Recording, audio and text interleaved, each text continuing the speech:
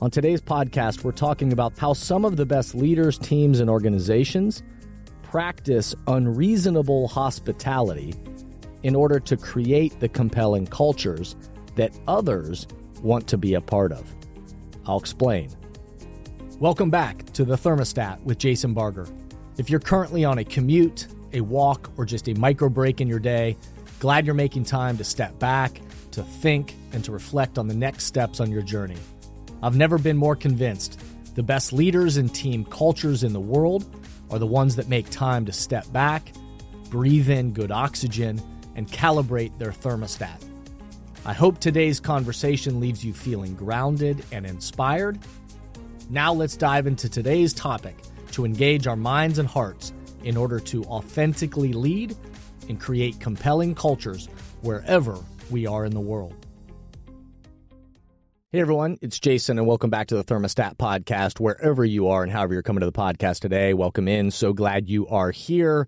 We're in season 8, well over 240 episodes. So many great topics, micropods, content, chats with thought leaders from around the world. So really hope you'll go back, check out old episodes, or just type in my name and topics that might be interesting to you. And I'm sure you'll find something within those 240 that's valuable to you. If you are new to the podcast, welcome in. So glad you're here. Again, hope you'll catch up, go back, check out some old episodes, and I think you'll jump in and this will be valuable to you. If you're somebody who's been with us from the very beginning, I'm so glad that this continues to add value to your life and your work. And my commitment to you, as always, is I want this to be a pod that every time you listen to it, it breathes a little good oxygen into you, makes you think about the person you're trying to be in your life and your work, and then helps you set the temperature to be intentional and strategic about how you're showing up for the people around you and that culture that you're creating with the people in your life and your work. So glad you're here. If you'll do me the quick favor before we dive into today's topic, if you'll rate the podcast 5 stars, on whatever platform you're on, just hit that 5-star button. If you'll leave an authentic review, your own individual authentic words are super important, and just how you would describe the podcast or why it's valuable or important in the world today, a very noisy, disconnected, and disengaged world, a divisive world.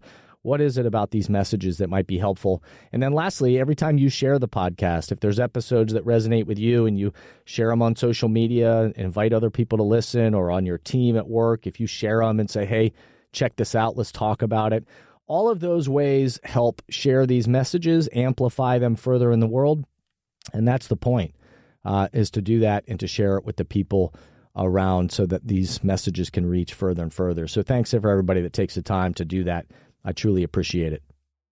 True hospitality is the art of helping people feel expected to be there rather than just welcomed. That to help people feel expected that they're here rather than just feeling welcome. It is taking ownership over the experience that someone has within your culture and helping to elevate their experience. And we also know that elevated experiences lead to greater performance and greater outcomes. So, on today's podcast, we're talking about how some of the best leaders, teams, and organizations practice unreasonable hospitality in order to create the compelling cultures that others want to be a part of. I'll explain. But before we dive into today's topic, let's pause, take a quick break, and we'll be right back. I want to share with you the great excitement for this year's Thermostat Cultures live event on Friday, November 8th, 2024. As you know, this event that I've hosted over the last 7 years has been an inspiring day of development focused on authentic leadership and culture.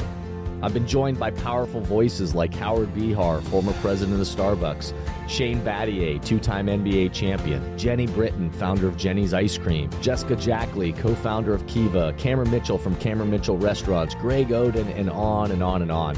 This year, Thermostat Cultures Live will be a hybrid event. There will be a powerful VIP in-person experience with limited seating in Columbus, Ohio, and a virtual experience for those wanting to participate remotely. I am so excited about this year's lineup of voices joining me, such as New York Times best-selling author of Atomic Habits, James Clear, and founder of The Theory of Enchantment, Chloe Valdery. So please visit thermostatcultureslive.com or jasonvbarger.com to learn more, and I hope you'll help share the word and join these conversations that are the currency for change. Rally your team, reserve your seats, thermostatcultureslive.com. One of the books I read this summer was Will Guidara's book, Unreasonable Hospitality. It was a very enjoyable read, and it was wonderful to see that so many of the messages and examples that he shares through different restaurants and that he's worked in and kind of the organizations of operations of those restaurants aligned. So many of the messages and examples he gave aligned with things that I talk about all the time, that I coach, that I train, and that I develop within leadership teams and organizations across industries that I support. Because in culture shaping, so many of the tenets and practices that I talk about were celebrated in Will's Unreasonable Hospitality book. There's a great story at the beginning of the book, or one that at least I think it encapsulated this kind of unreasonable hospitality and this kind of proactive thinking to create that kind of culture and experience for other people. He shares this very quick and easy example, but at his restaurant, 11 Madison Park, the famous restaurant in New York City, 11 Madison Park, as one of the small but powerful examples he shares is when they realized as they were developing that restaurant and it becoming this very big and successful thing, they realized that parking was one of their biggest challenges in New York City for this fine dining restaurant. There weren't a lot of places to park, and mostly it was street and metered parking near the restaurant. And so in their beginning days, servers in those early days of them starting the restaurant, they started to notice this. And what they started to do in practicing what they referred to as this kind of unreasonable hospitality is the servers very nonchalantly would, as they're seating people and beginning to create that experience of welcoming people into the restaurant and getting them their table and talking about the experience that they were going to be having that night, that nonchalantly they'd begin to find out just where their guests had parked on the street and what kind of car they drove, and just kind of doing it in this nonchalant way, not telling them what they were doing. And then what their servers started to do just proactively was, as they'd seat their guests and get people ready for this fine dining experience, once they kind of got the intel of where what type of car they had come in and where they had parked, the servers themselves would make notes and would run down the street and feed their meter. Back when you had actual change you were putting into meters, they would feed their meter for them so that the guests didn't have to worry about it and could just enjoy the experience.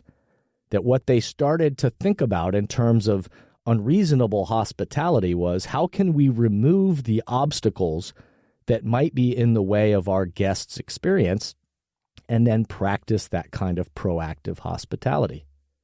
So I love that story, and I love that kind of simple way that they began to remove the obstacle and think about that ahead of time so that their guests could just be there and not be sitting there checking the timer and worrying about getting a ticket at their car. So I'm going to, on this podcast, I'm going to highlight some of the other themes or ideas that certainly jumped out to me from this celebrated book, but ones that I've found to be true in teams and organizations that I serve. All of these are ways in which leaders and teams serve with unreasonable hospitality mindset in order to create a compelling culture. But here are just a few. Again, I have a whole notebook of things that jumped out to me and things I wrote down and phrases and ideas that I really liked from the book. But here are 7 things that I'll just share for the sake of time on today's episode. Things that I'm already actively teaching and coaching and developing within organizations.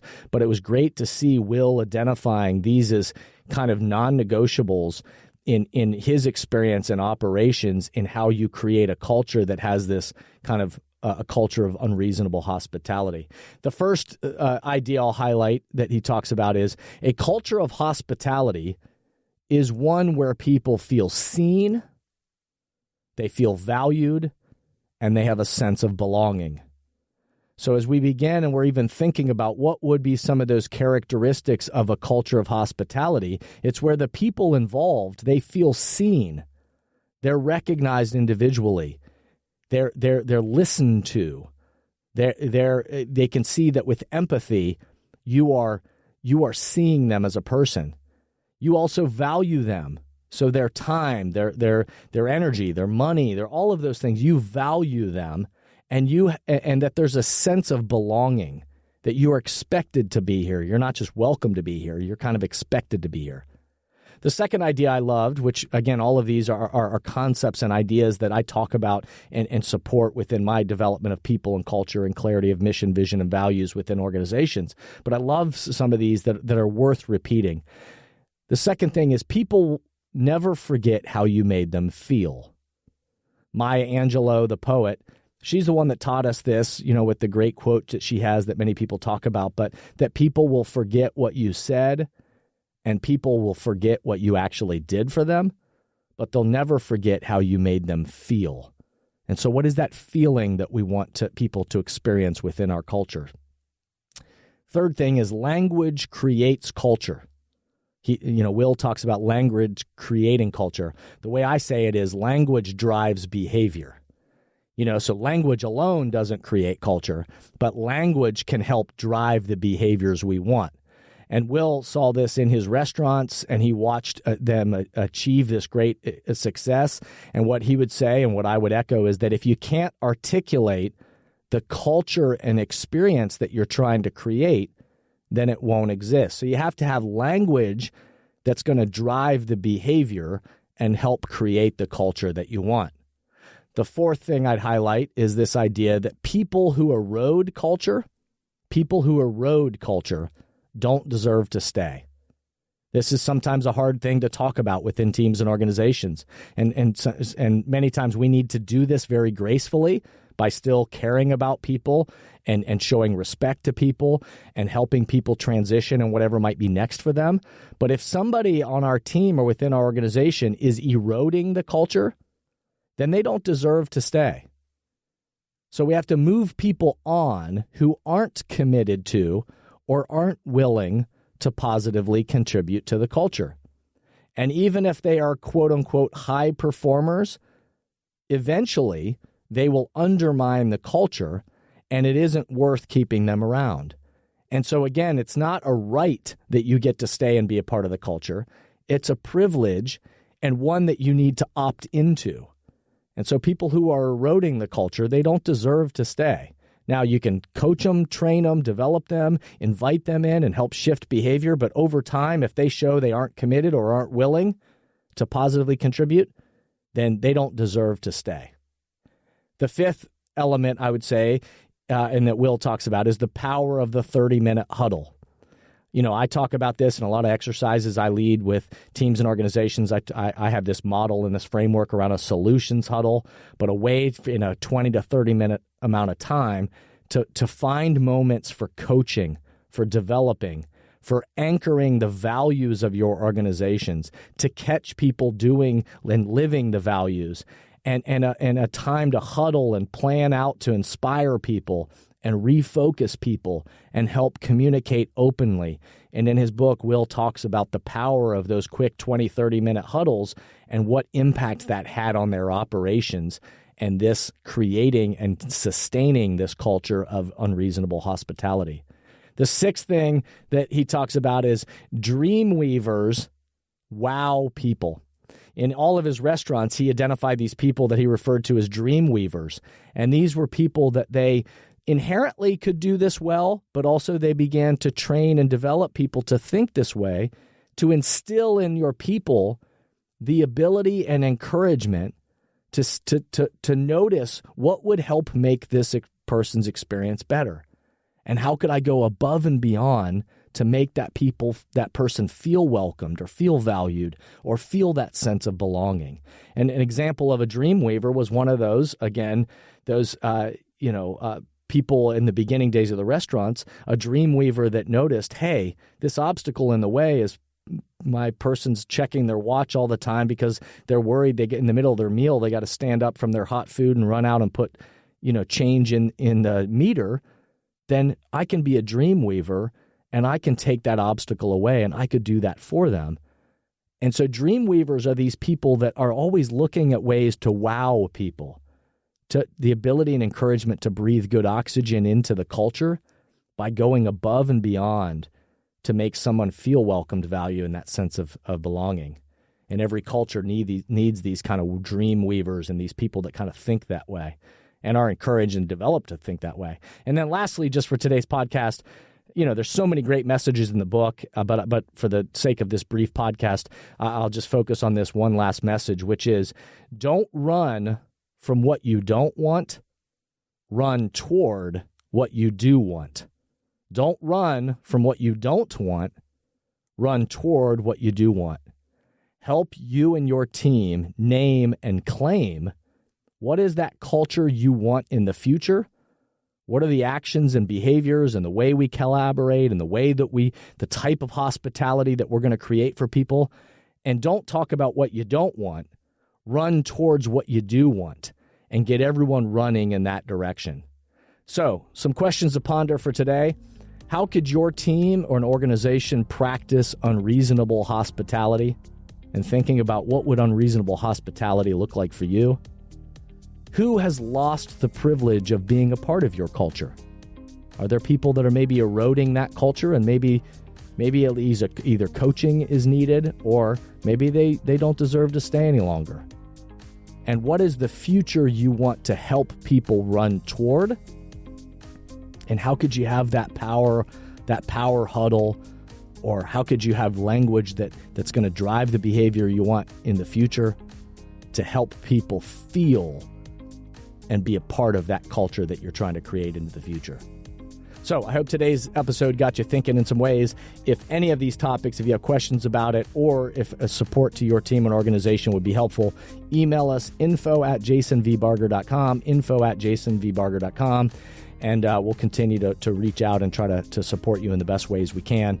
Lastly, I hope you go back and listen to a number of the past episodes. I hope you rate, review, share these episodes. Again, those are the ways in which it's really helpful to share these messages further in the world. So thanks to everybody that rates and reviews and shares these episodes. And cheers to you. Cheers to the path ahead, to that culture that you're trying to create. And remember that the culture is going to be created by you and your people, and it's going to require, are we clear on the temperature we're trying to set? And then are we committed to breathing oxygen into ourselves and into the people around us to continue to have energy for the path forward? Step back. Remember, be a thermostat and breathe good oxygen.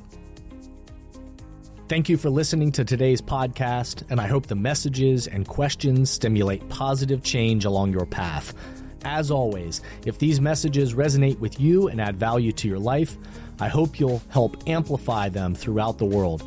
Please rate, comment, and share on whatever podcast or social media platform you're using, and share this podcast with the people in your life or work who should be part of these conversations. That way, this spirit does, in fact, spread. If these messages or developing leaders and culture would be helpful to you and your organization, please contact us at jasonvbarger.com, jasonvbarger.com. And remember, we are all ambassadors for the culture we want to create in our life and work. We have to own the vision we want to be a part of. The future of leadership is you, is me, is us. Be a thermostat.